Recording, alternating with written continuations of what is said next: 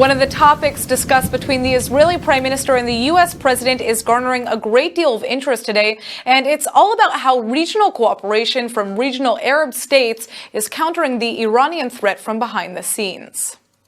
The Wall Street Journal is reporting that the Trump administration is now trying to develop a NATO-like military alliance of Sunni Arab nations, who would consider an attack on one of the countries by Shiite Iran as an attack against all. The journal is citing an unnamed official who says that neither the U.S. nor Israel would be directly part of the arrangement, but would actively support the group.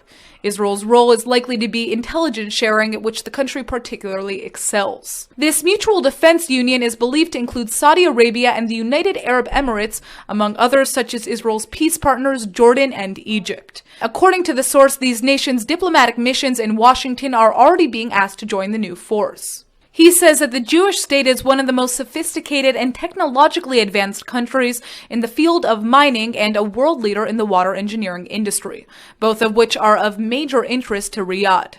While Jerusalem currently holds no formal ties to most of the Arab states, there's reportedly been a warming of relations amid secret talks on matters of regional security in recent months, with emphasis placed on Iranian expansionist aspirations. The leader of Hezbollah, Hassan Nasrallah, has threatened to strike the Dimona nuclear reactor in southern Israel. In a televised address, Nasrallah claimed the armed group was capable of hitting any strategic target inside Israel, including the atomic facility. The Hezbollah chief also warned that the Lebanon-based movement, branded a terrorist organization by the EU and US, would turn Israel's nuclear arsenal against it. Israel is estimated to have more than 100 nuclear weapons, though their existence has never been confirmed or denied.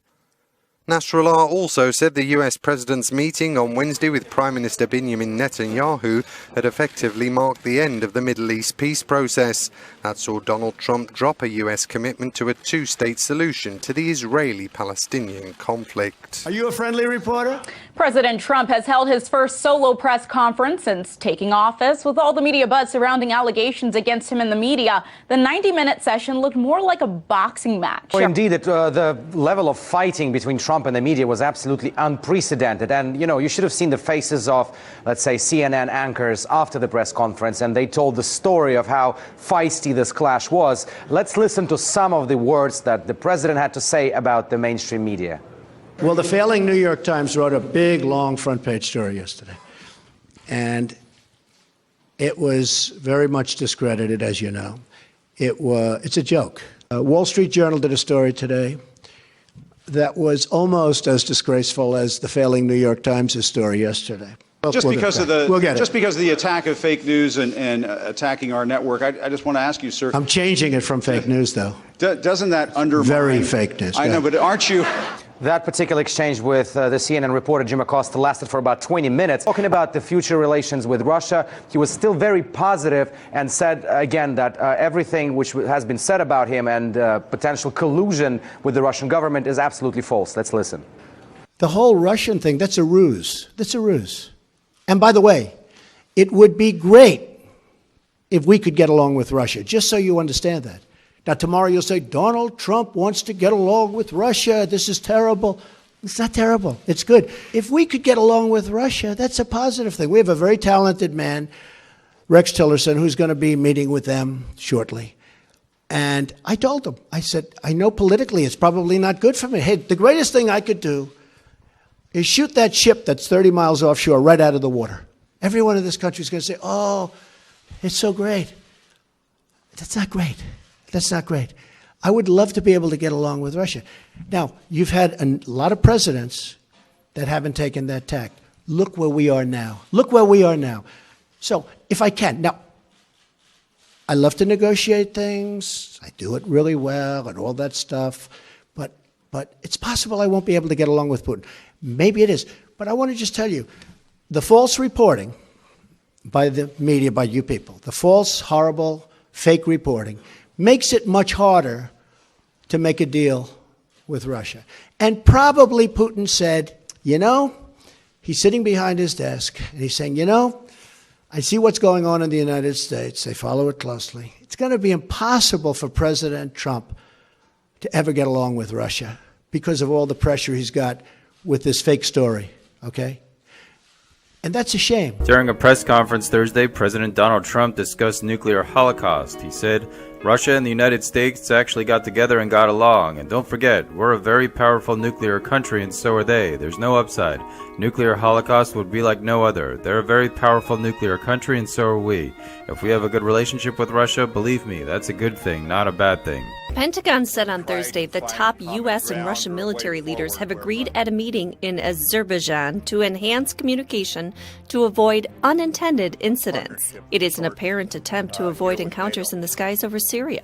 After the meeting between U.S. Marine General Joseph Dunford, chairman of the Joint Chiefs of Staff, and the head of Russian General Staff, Valery Gerasimov, the U.S. military said the U.S. and Russian militaries have undertaken efforts to improve operational safety of military activities in order to decrease the prospects for crisis and avoid the risk of unintended incidents. And Russian President Vladimir Putin says NATO is constantly trying to draw Russia into confrontation. Putin made the accusation while addressing senior members of Russia's intelligence agency, FSB. He said members of the Western Military Alliance and some foreign spy networks continue to interfere in Russia's domestic affairs with the goal of destabilizing the country's social and political order. The Russian president added that NATO's newly declared mission to deter Russia is one such threat, and the eastward expansion of the alliance pursues that goal. Moscow has long been critical of NATO's expansion, including its deployment of missiles and troops in countries close to Russian borders. Despite Russia's concerns, the Western Military Alliance has unveiled new plans to build up its forces in Eastern Europe and the Black Sea region. Two massive terror attacks in Pakistan and Iraq have killed scores of people in the eastern Pakistani city of Lahore. At least 73 people have been killed and several hundred injured when a suicide bomber struck inside a famous Sufi shrine. An affiliate of the so-called Islamic State has claimed responsibility for the attack. The blast targeted police officers escorting pharmacists who were protesting a law governing drug sales. In Baghdad, around 50 people have been killed after a car bomb ripped through a southwestern district of Iraq's capital. The blast comes in the wake of a series of similar attacks which shook Baghdad in the last few days, killing at least a further 24 people. According to reports, Thursday's bombing has been claimed by the so-called Islamic State. India reportedly suffered the highest number of bombings in the world in 2016. The country's National Bomb Data Center published a report last week called Bombshell that said there were 406 bombings in India last year. 337 of those involved improvised explosive devices. The remaining 69 were ordnance explosives like grenades or artillery shells. Iraq and Pakistan followed on the list with 221 and 161 blasts, respectively. Afghanistan was fourth, showing 132. The report also said that Jammu and Kashmir suffered at least 120% rise in blast-related events after militant leader Burhan Wani was killed in India-controlled Kashmir in July. Jammu and Kashmir is a state and part of the Kashmir region claimed by both India and Pakistan. The NBDC operates as the investigative department following such events and said the figures were obtained through open source, including police reports.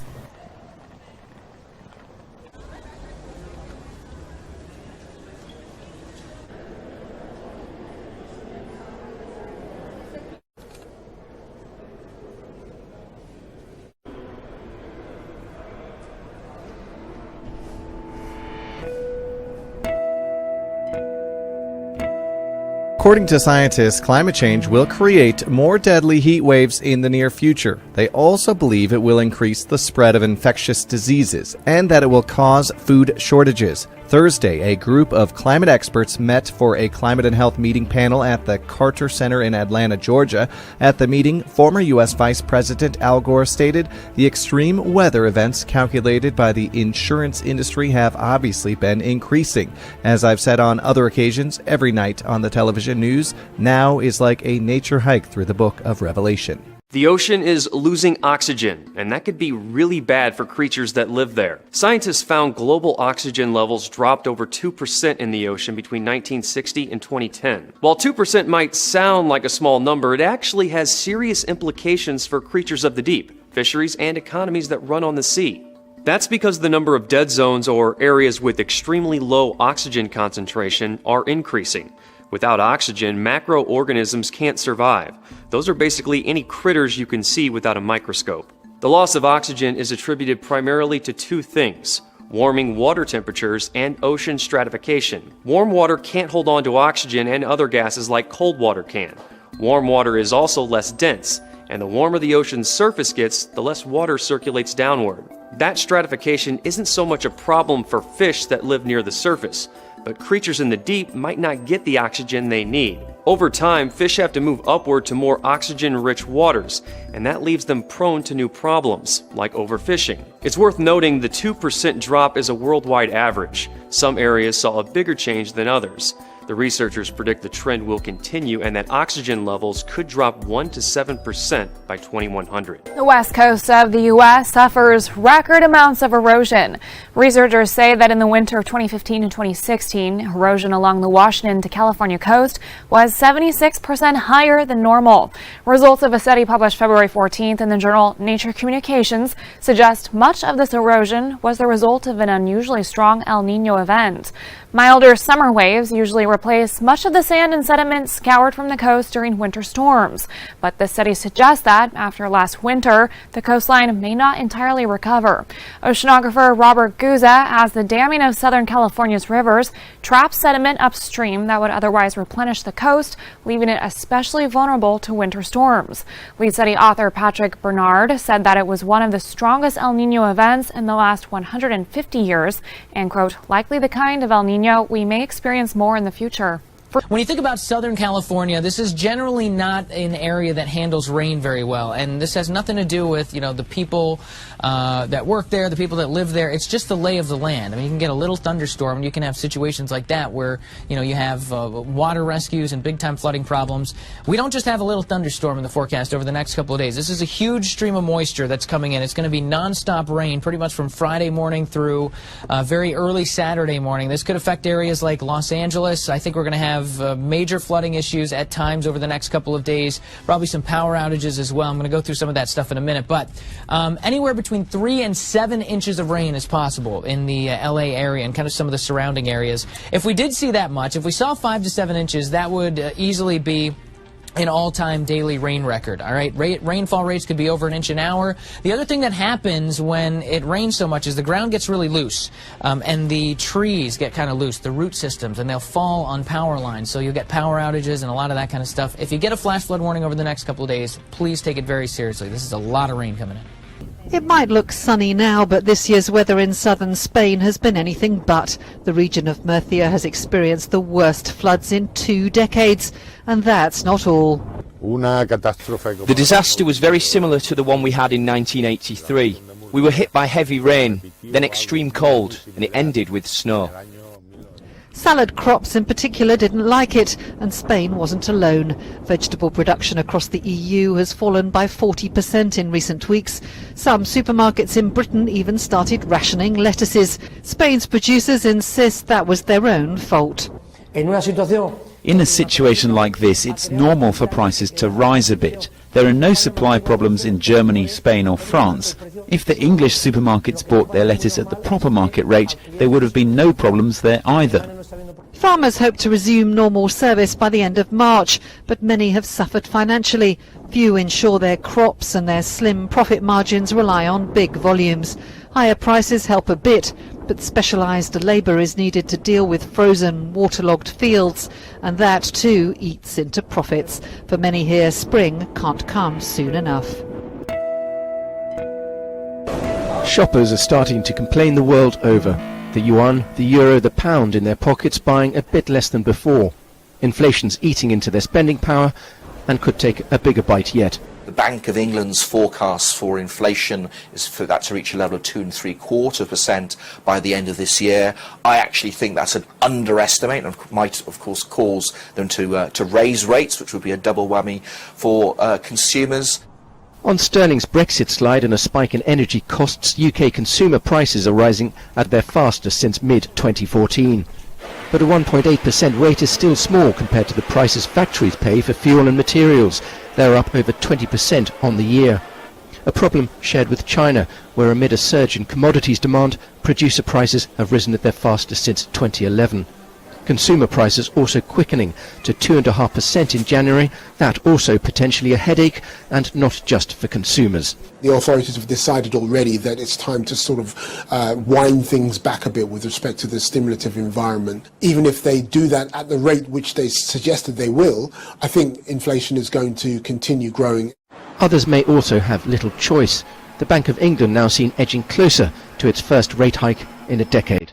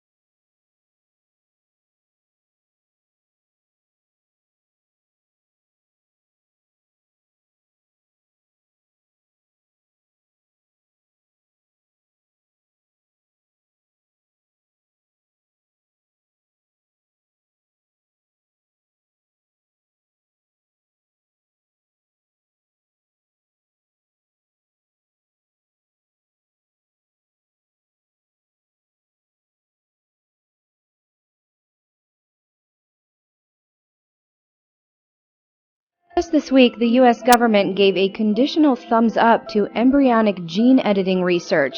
By moving or improving components of human DNA, this new gene editing technology could enhance someone's physical and biological characteristics, as well as eradicate a lot of diseases. Until recently, lawmakers had banned any form of gene editing. The primary reason for this is because genes are too complicated to predict, and even a small tweak could damage us as a species. Opponents of the technology believe that while curing some diseases, it may actually inhibit future generations from producing genius-level thinkers like Stephen Hawking. As research continues, the possibilities may be endless, but for now, humans are going to be stuck with their regular old DNA.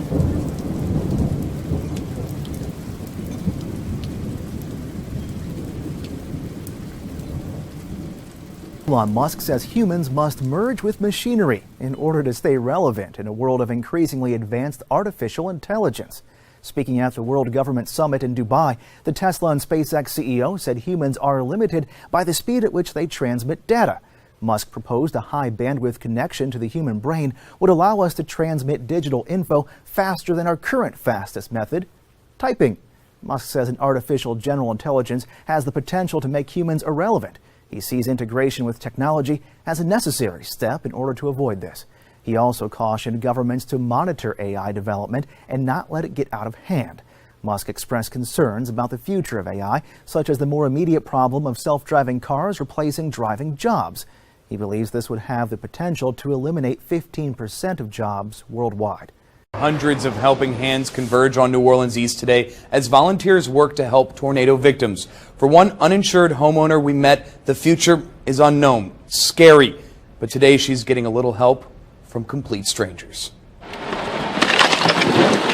As simple as a brushstroke, walls, ceilings, windows, Thelma Packnett's home crumbles under the force of this bobcat. Only hours earlier, Packnett gave us the final tour of her tornado-ravaged home. But as you can see right here, there's no roof at all, so it's gone. It's gone. All you see is wire.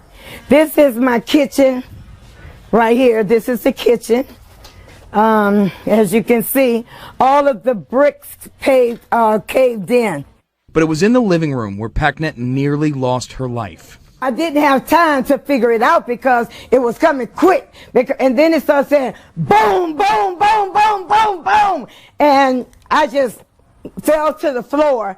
The roof fell in on my head. And as the roof fell in on my head, all the other junk, it would just hit me in my head, left and right. Then I started looking dizzy. And then I had to cover my face like this, and I got down in a fetal position. Buried under the weight of her own home, she screamed and prayed until a neighbor heard her cries for help. Finally, he got here. He said, "Ma," and I said, "Yes, baby." I heard him just throwing things from on top of me, just throwing things. And I know my God has delivered me. And I thank God so much for delivering me. And you know why I didn't die? Because I got a story to tell. Her faith keeps her strong, but PacNet's uninsured. That means this cleanup could be costly for her. That is, until Lim Watson, a demolition expert helping in the East, heard her story and stepped up to the plate. I have somebody that said they will take this house down for free. They're not going to charge me. I could hear her there jumping up and down and screaming and hollering, and she come running out. "Where is he? Where is he?" And I said, "Let me get out of the Bobcat first, because if I'm going to get a hug, I'm going to make sure I get a good one." It's just a start to a new beginning, a painful one at that, but she knows this sombering sight is a blessing. I mean, it's usually about $8,000 to get a house knocked down. Yeah. So she talked to him for me. Well, he's just a good guy. I mean, he's just a good guy. I know I'll be blessed with some of the buildings and things. I'll make money. But this one here, that hug from that lady, was better than anything that I could possibly take. Her crying on my shoulder, that's hard on me. Through tears, PacNet watches the home she built for more than 2 decades fall to the ground. Her next step, still unknown, but at least the hard work is done for today. All for the price of a hug. I come there and I told her, I says, this is worth gold to me. And what else can you say? I mean, you help somebody that can't help themselves. And that's the way it should be. Everybody ever joins together and understands that, it'd be a way better